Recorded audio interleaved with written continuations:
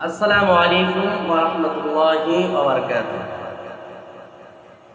نحمده ونصلي على رسوله الكريم أما بعد.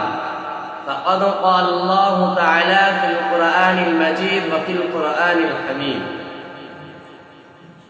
أعوذ بالله من الشيطان الرجيم.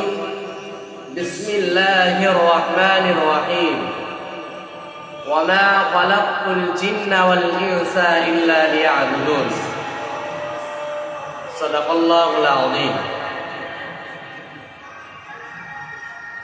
قال النبي صلى الله عليه وسلم: الصلاة مفتاح الجنة أو كما قال عليه وسلم. صدق الله العظيم. সমস্ত প্রশংসা, সমস্ত তারিফ সে মহান আল্লাহ রব্বুল ইজ্জত, যিনি আমাদেরকে মুসলমানের ঘরে জন্মগ্রহণ করে শেষ নবীর উম্মত করে আমাদের একটা দুনিয়াতে পাঠিয়েছে। তার উপরে শুকরিয়া শরীফ জানাই আলহামদুলিল্লাহ। তারপরে পরে ঝাড়স্তান মা আমিনাল্লাহ মহুর দুলাল, যারা কিনা সৃষ্টি করলে পাহাড় পর্বত নদী নালা এক কথায় বলা যায় আমি আপনি কেউ সৃষ্টি হতাম না, সেই নবী করিম সাল্লাল্লাহু আলাইহি ওয়াসাল্লামের উপরে সকলে দরুদের নাজরা পেশ করে সকলে বলি সাল্লাল্লাহু আলাইহি ওয়াসাল্লাম। প্রিয় শ্রোতা মণ্ডলী, আমি আপনাদের সম্মুখে কোরআনুল কারীম থেকে একটি আয়াত পেশ করেছি। আল্লাহ পাক রব্বুল আলামিন কোরআন শরীফের মধ্যে বলছেন, ওয়ামা খালাকতুল জিন্না ওয়াল ইনসা ইল্লা লিয়াবুদুন। আমি জিন এবং মানুষকে সৃষ্টি করেছি একমাত্র আমার ইবাদত করার জন্য। প্রিয় শ্রোতা মণ্ডলী, আল্লাহ পাক রব্বুল আলামিন আমাদেরকে দুনিয়ায় পাঠিয়েছে একটা উদ্দেশ্য নিয়ে। তো আল্লাহ পাক রব্বুল আলামিন আমাদেরকে দুনিয়ার জমিনে পাঠিয়েছে একটা উদ্দেশ্য নিয়ে। উদ্দেশ্যটা কি? আল্লাহর ইবাদত বান্দেগী করার জন্য।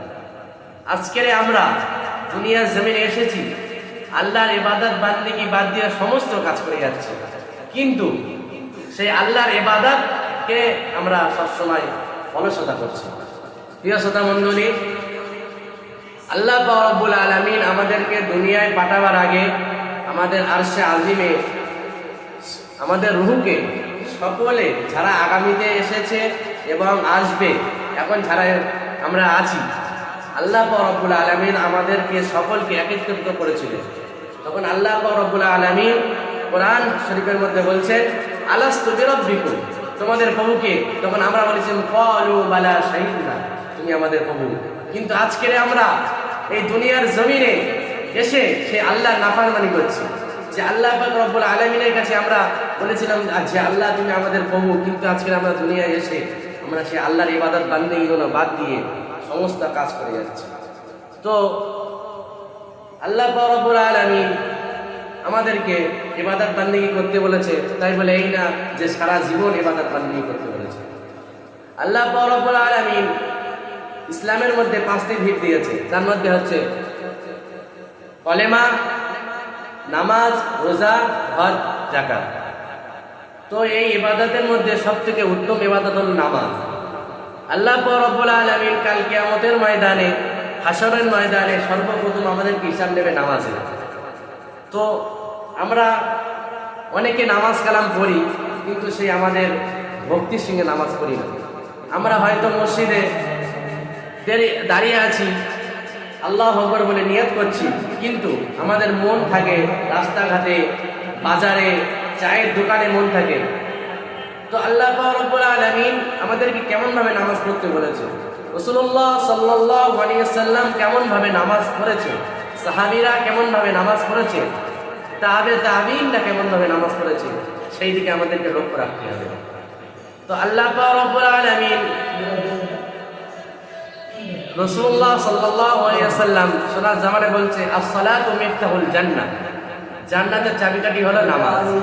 তো আমরা সকলে জান্নাতে যেতে চাই, কিন্তু আমরা সেই জান্নাতে যাওয়ার জন্য যে রাস্তা, জান্নাতের মধ্যে ঢুকবো সেই চাবিটাই তো আমরা ভালো করে অর্জন করতে পারছি না। তো কি করে আমরা জান্নাতে ঢুকবো?